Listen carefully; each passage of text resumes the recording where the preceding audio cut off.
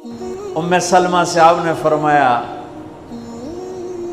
ام سلمہ آج ایک فرشتہ ملنے آ رہا ہے بہت خاص، کسی کو دروازے کسی کو اندر نہیں آنے دینا۔ حضرت ام سلمہ پیرے پہ کھڑی ہو گئی۔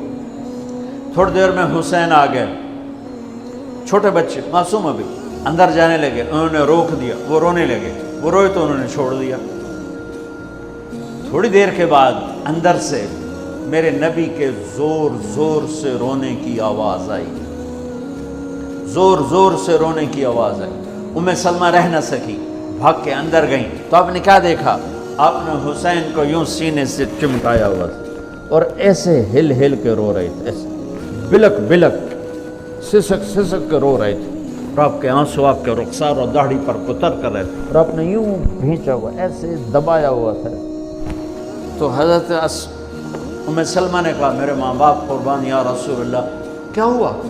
آپ ایسے تڑپ کے کیوں رو رہے ہیں؟ تو آپ نے روتی آواز میں کہا، بہتے آنسوؤں کے ساتھ، کپ کپاتے بدن کے ساتھ، کہ ام سلمہ یہ فرشتہ جو مجھے ملنے آیا تھا یہ میرے بچے کو دیکھ کر کہہ رہا ہے کہ آپ کی امت اس بچے کو قتل کر دے گی، اور جہاں اس کا خون گرے گا وہ مٹی مجھے دکھائی ہے اس نے، کہ میں اس لیے اس پہ رو رہا ہوں۔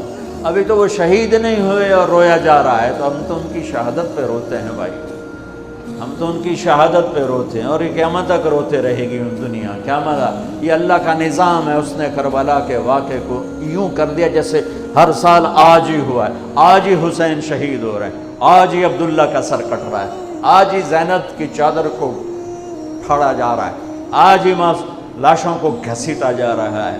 وہ میں حیران ہوتا ہوں، ٹیپو سلطان سرنگا پٹم میں شہید ہوئے، دشمن کون انگریز کون کافر، تو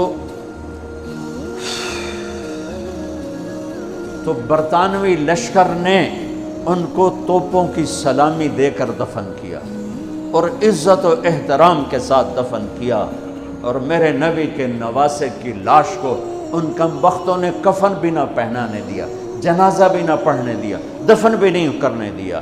اگلے دن بنو اسد کے بارے میں پتہ چلا عمر بن سعد کو،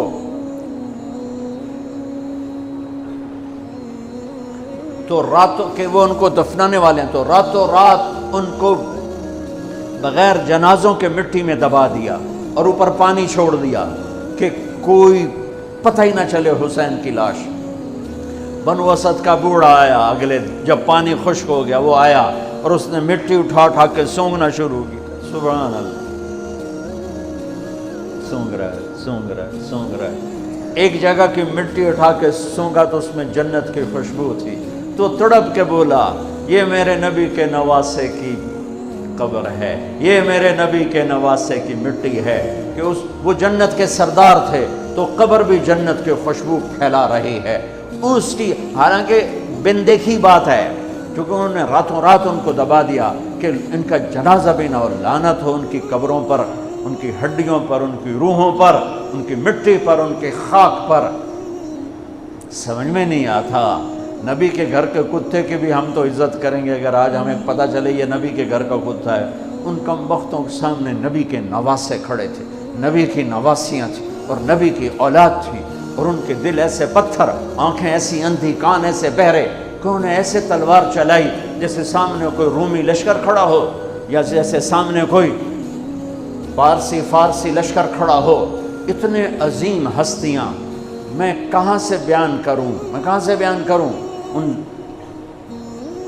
یہ وہ نسب ہے جس کو اللہ آدم تک محفوظ رکھے ہوئے ہے، اور میرے نبی نے فرمایا کل سبب منقطع الى یوم کل نسب و سبب منقطع الى یوم القیامہ الا نسبی و سببی وسأبلها ببلالها۔ قیامت کے دن ہر رشتہ ٹوٹ جائے گا، ہر ناطہ ٹوٹ جائے گا، ہر سبب ٹوٹ جائے گا، لیکن میری آل کے ساتھ رشتہ باقی رہے گا، نسب کا رشتہ باقی رہے گا، سبب باقی رہے گا۔ میں اپنی اولاد کو پانی پلاؤں گا، میں نے اپنی اولاد کی سفارش کروں گا۔ اس لیے میرے بھائیوں، ویسے تو کسی کے عیب نہ دیکھو، کسی کی برائی نہ دیکھو، پر سادات کی برائی، وہ شیعہ ہو، وہ سنی ہو، وہ بریلوی ہو، وہ اہل حدیث ہو، جو بھی ہو وہ اگر میرے نبی کی اولاد ہے تو ان کے پاؤں چومو، ان کے ہاتھ چومو، ان کا ماتھا چومو، یہ اللہ کے محبوب ہیں، اللہ کے پیارے ہیں، مجھے میری اولاد محبوب ہے۔ آگے ان کے پوتے ہو گئے، آگے ان کے بچے بچیاں ہو گئے، نواسیاں ہو گئے، پوتے پوتیاں ہو گئے، وہ ان سے بھی پیارے لگتے ہیں۔ میرے نبی نے اعلان کیا میں اپنی نسل کو پانی لگاؤں گا قیامت کے دن، میں اپنی نسل کو پانی لگاؤں گا قیامت کے دن۔ پر اتنے سارے فرمان کے بعد بھی کیا شہید کیا گیا ہے، وہ کس بے دردی سے کیا گیا ہے۔ یہ تو میں تو نسب بتا رہا ہوں۔ پھر اللہ نے پیدائش، سب سے پہلے حسن پیدا ہوئے۔ آپ نے حضرت علی سے پوچھا کیا نام رکھا ہے؟ کہا جی حرب، جنگجو۔ آپ نے کہا نہیں، اس کا نام ہے حسن۔ پھر 10 مہینے بعد حسین پیدا ہوئے۔ آپ نے فرمایا کیا نام رکھا ہے؟ کہا جی حرب۔ کہا نہیں، حسین۔ پھر آپ نے فرمایا یہ 2 نام میرے اللہ نے آج تک کسی کے نہیں رکھے، سے پہلی دفعہ میرے بچوں کے نام رکھے جا رہے ہیں، حسن اور حسین۔ پھر آپ نے ان کو گڑتی دی، اپنا لعاب، اپنا حسن کو بھی حسین کو، دونوں کو اپنا لعاب نکالا اور حسین کے منہ میں ڈالا۔ اور ایک ہفتے بعد دونوں کے ساتھ یہ کیا، ہفتے کے بعد بال منڈائے، عقیقہ 2 چھترے ذبح کیے حسن کے لیے بھی، 2 چھترے ذبح کیے حسین کے لیے بھی، عقیقہ فرمایا، گود کھلایا، حسن کو اٹھایا، انہوں نے پیشاب کر دیا، اب ہلے نہیں۔ مجھے نہیں یاد کہ میں نے اپنے بچوں کو چھوٹی عمر میں اٹھایا ہو اور اس نے پیشاب شروع کیا ہو اور میں نے اسے بٹھائے رکھا ہو، میں فوراً اٹھا کے ادھر، یا میں نے پتہ لگا پیشاب کر رہا، میں چاہتے اتھے باہر چھڑیا۔ لیکن میرے نبی نے، حسن نے بھی کیا، حسین نے بھی کیا۔